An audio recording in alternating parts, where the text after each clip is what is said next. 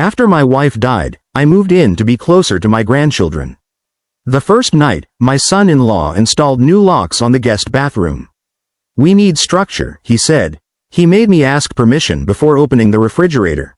My daughter just kept chopping vegetables for dinner. "He's right, Dad. You're not a visitor here. You're a responsibility." The day they left for their beach trip, they cleared out the pantry and hid the car keys. What I did next changed everything. My name is Robert Chen, and at 43, I thought I had life figured out. My wife Sarah battled lung cancer for 10 brutal months.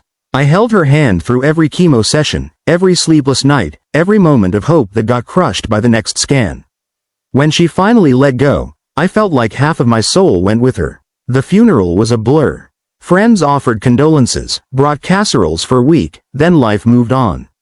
But I couldn't. I'd sit in our Chicago apartment, staring at her coffee mug still sitting by the kitchen sink, unable to wash it. Couldn't eat, couldn't focus on work, couldn't even answer the phone most days. My daughter Jessica called every few days, her voice tight with worry. Her husband Mike rarely spoke, just grunted hello when he answered. Jessica finally suggested I move to Nashville to be closer to them and my twin grandsons, Tommy and Jake, both 8 years old. "It'll be good for you, Dad. The boys miss their grandpa, and you need family around." I sold the apartment, packed my Honda Civic, and drove south with everything I owned fitting in the backseat and trunk. 43 years old, starting over like a college kid. Jessica and Mike's house was a beautiful 2-story colonial in a gated community. Picture-perfect lawn, 3-car garage, the American dream wrapped in beige siding. The boys gave me quick hugs before running back to their Xbox. Jessica showed me to the finished basement where I'd be staying. "It's temporary, Dad, until you get back on your feet," she said, avoiding eye contact. The basement was clean but cold. A pull-out couch, mini fridge, and a small bathroom that Mike immediately pointed to. "We had a lock installed for privacy," he said, handing me a key. "Just helps keep things organized." That first night, lying on the uncomfortable couch, I could hear the family upstairs laughing at some TV show. The sound felt a million miles away. I should have known then that I wasn't moving in with family. I was moving in with landlords who happened to share my DNA. But grief makes you accept things you never would otherwise. I told myself it was temporary, that they were just trying to help. I was wrong about everything. The rules started the next morning. I came upstairs to make coffee and found Mike sitting at the kitchen island with his laptop. When I reached for the coffee maker, he looked up sharply. "Everything okay, Robert?" The way he said my name felt cold, formal. "Just making coffee," I said, confused. "We'd prefer if you asked first. We're trying to teach the boys about boundaries and structure. Can't have people just taking things without permission. People, not family. People." Jessica walked in wearing her nursing scrubs, car keys jingling. She kissed Mike's cheek and glanced at me. "Dad, there's instant coffee in your mini fridge downstairs. Probably easier for everyone." The coffee maker was 20 feet away from me, but apparently off limits. It got worse from there. I had to ask permission to use their washing machine. Permission to sit on the living room couch. Permission to eat anything from their kitchen. Meanwhile, I was expected to pick up the boys from school, help with yard work, and babysit whenever they had date nights. The boys started treating me differently too. When I'd try to help with homework, Tommy would say, "Mom says you're going through a hard time and we shouldn't bother you." When I offered to throw a football in the backyard, Jake would look toward the house nervously.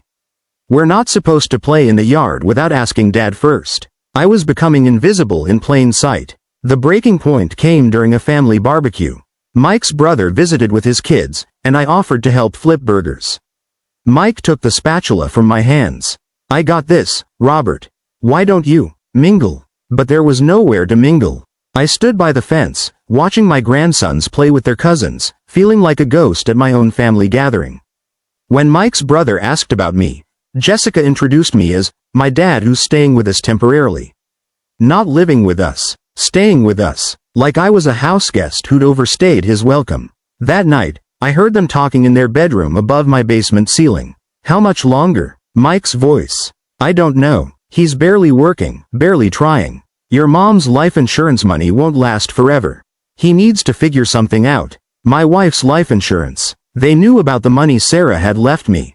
The money I'd barely touched because I was too depressed to even think about it. That's when I realized the truth. I wasn't family needing help. I was an asset they were managing until they could figure out how to access it. 3 months into my stay, Mike announced they were taking a long weekend to Gulf Shores, Alabama. Family bonding time, he said, not looking at me. Can I come along? I'll get my own hotel room, pay my own way, I offered. Jessica and Mike exchanged glances. Dad, this is really about us reconnecting as a nuclear family. You understand. Nuclear family. The phrase hit like a slap. I could watch the house while you're gone, I suggested. You'll be here anyway, Mike shrugged. The Friday they left, Mike came down to the basement with my car keys in his hand. Just going to hold onto these while we're gone. Don't want you getting lost or anything happening to the Civic. I need to get groceries, I protested. Already taken care of, Jessica called from upstairs. Check your fridge. After their Tahoe pulled out of the driveway, I opened my mini fridge. A jar of pickles and a half-empty bottle of Gatorade. That was their idea of, taken care of. I went upstairs to check their pantry. Locked, not just closed, padlocked with a heavy-duty master lock. I looked in their main refrigerator. Completely empty except for condiments and a case of Mike's craft beer. Then I saw the garbage bags by the garage door, waiting for pickup. I opened one and found unopened packages of deli turkey, fresh bread, a whole rotisserie chicken from Publix. Fruit that wasn't even close to spoiling. They'd thrown away perfectly good food before leaving, rather than let me eat it. The message was crystal clear. You're not worth feeding. I sat at their kitchen table, staring at those garbage bags, and something inside me snapped. Not sadness this time. Pure rage. After everything I'd done for Jessica, working double shifts to pay for her nursing school, walking her down the aisle, being there for every milestone. This is how she repaid me. I walked into Mike's home office, the room he always kept locked but had left open in his rush to pack. His desk was covered with bills, and I could see why they were so interested in my finances. Credit cards maxed out, second mortgage papers, late notices from their country club. Then I saw Mike's safe. He'd showed it off to neighbors during their last barbecue, punching in the code like some big shot. I remembered. 2012, the year he and Jessica got married, followed by his old football number, 47. The safe opened. Inside, some jewelry, important documents, and about $800 in cash. I took exactly $300 and left a note. You locked up food like I was an animal. I'm not your prisoner, and I'm not your burden anymore. I called an Uber and went straight to a Hampton Inn across town. For the first time in months, I could breathe without permission. I ordered room service, a real cheeseburger, fries, and a beer, and slept better than I had since Sarah died. The next morning, I called my old friend Marcus Williams, an attorney back in Chicago. Marcus, I need help. And I need to tell you something Sarah made me promise before she died. Here's what I hadn't told anyone. Sarah didn't trust Mike from the beginning. During her last weeks, when Jessica would visit, Sarah would watch Mike's behavior carefully. Robert, she whispered to me one night, promise me you'll keep some of our money safe. Don't tell Jessica how much the life insurance policy is worth. I have a feeling about that man. Sarah was always intuitive about people. The life insurance payout was actually $280,000, not the $100,000 I'd told Jessica.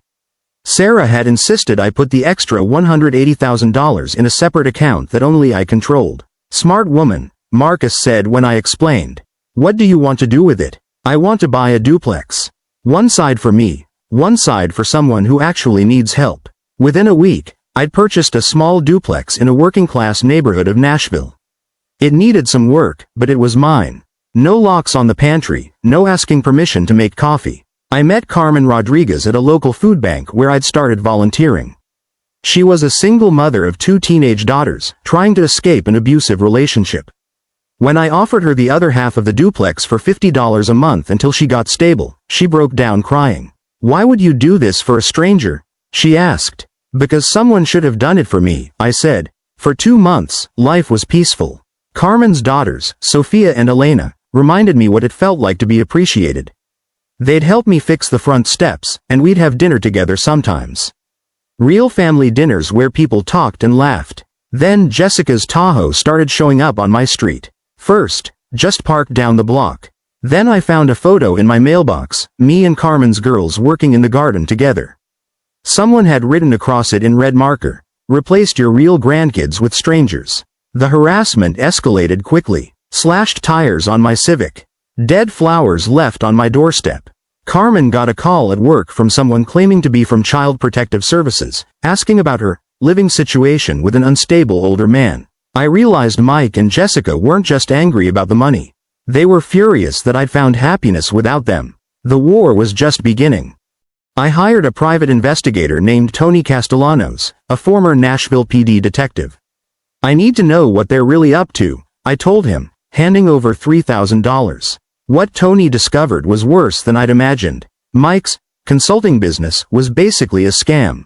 He'd been promising small business owners government contracts that didn't exist, taking their money up front, then disappearing when the contracts fell through.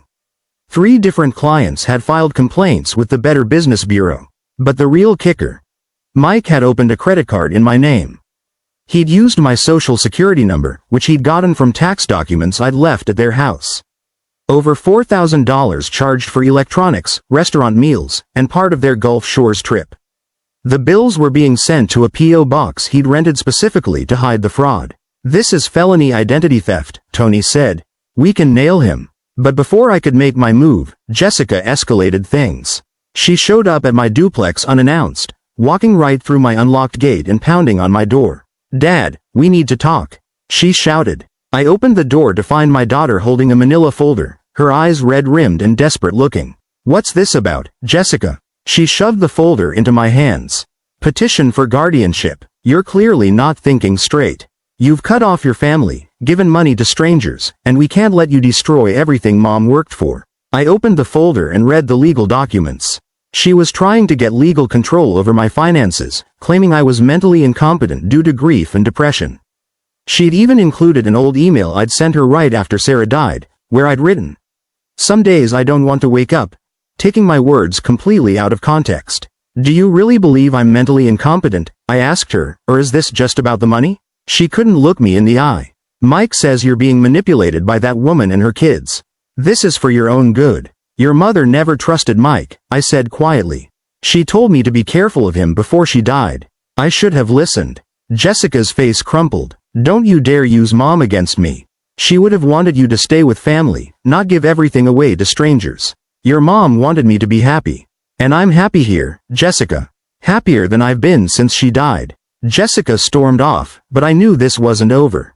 Marcus filed a motion to dismiss her guardianship petition, but warned me things would get uglier before they got better. 2 days later, Carmen got a visit from actual Child Protective Services.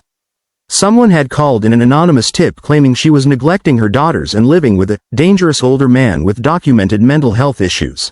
The case was dismissed within 24 hours, but the damage was done. Carmen's girls were traumatized, and Carmen couldn't sleep. I decided it was time to stop playing defense and start playing offense. I called Tony and Marcus for an emergency meeting. "I want to destroy them legally. What do we have?" Marcus laid out our arsenal. The credit card fraud, the identity theft, documentation of Mike's business scams, recorded harassment, the false CPS report, and evidence of their desperate financial situation. "We can file criminal charges for the identity theft, and a civil suit for harassment and emotional distress," Marcus explained. "But are you sure you want to go nuclear on your own daughter?" "She stopped being my daughter the moment she tried to have me declared incompetent," I said. "We struck fast and hard. First, I filed a police report for the credit card fraud. The detective was very interested when I showed him the evidence Tony had gathered.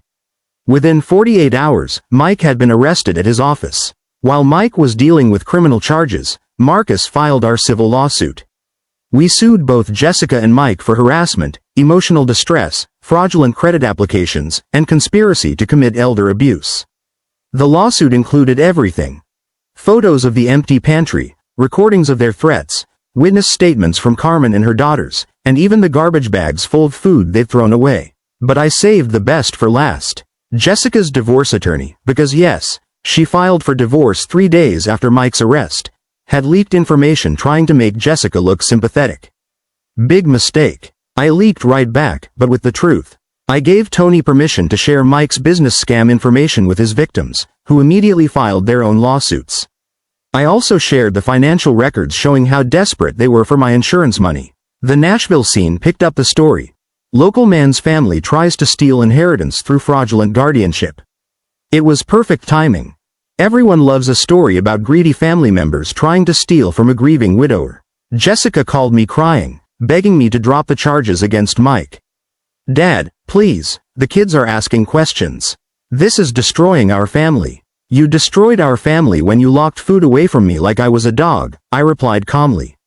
You destroyed it when you tried to steal my mental competency. You destroyed it when you had my friend Carmen investigated by CPS. I never wanted any of this to happen. But you let it happen. You stood there stirring soup while your husband humiliated me. You chose him over your own father. The civil case settled out of court for $60,000. Money they didn't have, which meant they had to sell their house. Mike pled guilty to identity theft and got 2 years probation plus community service. Jessica's nursing license was investigated due to the fraud connections, though she ultimately kept it. But the real victory wasn't legal. It was walking away knowing I'd stood up for myself. 6 months after the settlement, I made a decision that surprised everyone, including myself. I gave the duplex to Carmen, transferring the deed completely into her name. She cried so hard she couldn't speak. Her daughters, Sophia and Elena, had become the grandchildren I'd never really been allowed to have with Tommy and Jake. Where will you go? Carmen asked. Somewhere new. Somewhere that's completely mine. I bought a small ranch house in Franklin, Tennessee, about 30 minutes outside Nashville. 3 bedrooms, 2 acres, and a wraparound porch where I could drink my morning coffee without asking anyone's permission. I started a small handyman business, something I'd always been good at but never had time for during my corporate days. Word spread quickly in Franklin. The new guy who did excellent work for fair prices and actually showed up when he said he would. At the hardware store, I met Janet Morrison, a widow who'd lost her husband to a heart attack 2 years ago. She needed help fixing her back deck, and we started talking about grief, about starting over, about the surprising things that make you laugh again. We've been dating for 4 months now. Nothing serious, nothing rushed, just 2 people who understand that happiness doesn't always look like what you planned. Sometimes I still think about Tommy and Jake, wonder what they're being told about why Grandpa disappeared. Jessica sends occasional texts that I don't answer. The last one said, "The boys ask about you. I hope someday they'll understand that sometimes loving someone means refusing to let them treat you as less than human. I hope they'll understand that dignity isn't negotiable, even with family. Especially with family. Carmen's daughters visit every few weeks, and we work on projects around my house. Sophia is learning carpentry, and Elena wants to be a veterinarian. They call me Abuelo Robert, and it makes my heart full in ways I'd forgotten were possible. Last week, I got a letter from Jessica. She's dating someone new, a teacher who seems kind in the photos she included. She's selling real estate now, starting over in a smaller house. She wrote, "I know I can't undo what happened, but I want you to know I think about you every day." I wrote back, 1 sentence. "I forgive you, but I won't forget." Some people might call that harsh. I call it honest. Sarah always said the best revenge is living well. She was right about that, just like she was right about Mike. At 44, I'm learning that family isn't about blood. It's about respect, kindness, and showing up for each other when it matters. I finally found my real family. It just didn't look like what I expected.